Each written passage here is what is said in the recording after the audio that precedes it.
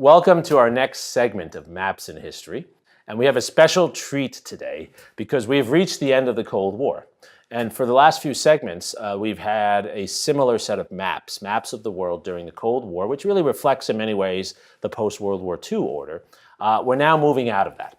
And we're going to see how the fundamental geography of part of the world changes, how that political geography changes to create major historical effects on the ground. So let's start with our first of two maps today. This is a map of the Cold War. You're very familiar with it. This is from 1953, the end of the Korean War. And what you see here immediately are two large powers, two large land masses that are the dominant powers, the big planets, in a sense, of the Cold War world. The United States, of course, and the Soviet Union. These large land masses that are also the two most powerful military and economic actors during the Cold War as such. The second thing you see is that they're acquiring, and the color shading is about this, the red versus blue, they're acquiring large empires of a sort. They're creating not just big planetary places, but a large orbit that attracts other countries in, and in many cases represses any other countries to be part of their larger extensions. So you get the red countries that ally and are brought into the Soviet orbit, and you get the blue countries in the case of the United States. Some examples for the United States: South Africa and Pakistan, two countries that historically did not have close relations with the United States, had interests that differed from the United States, but they become pulled into an American orbit during the Cold War. The world gets divided between the blues and the reds, between the liberal capitalists and the communists, and between American and Soviet influence. That's the way people see the world, and it's very much the way politics operate in terms of the allocation of aid and military force, but also domestic politics. The protesters in the United States are actually protesting against this in part. It is this division of the world that leads the United States to get involved in Indochina, in that area, to protect that area in American terms against communist expansion, but in Soviet terms to actually further communist expansion in that area. That's the Cold War world.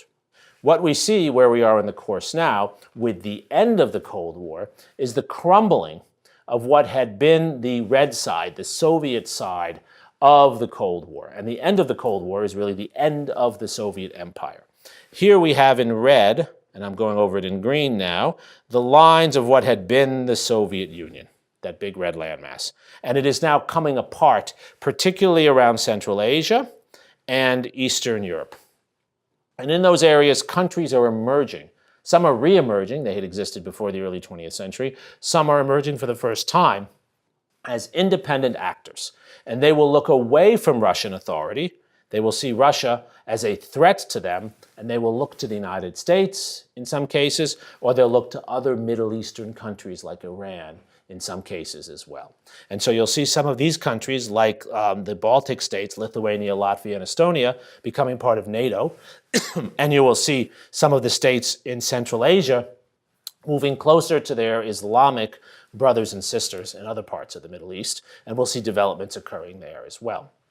The world is becoming less divided between East and West, less ordered as capitalist versus communist, and becoming much more fragmented, much more separated here.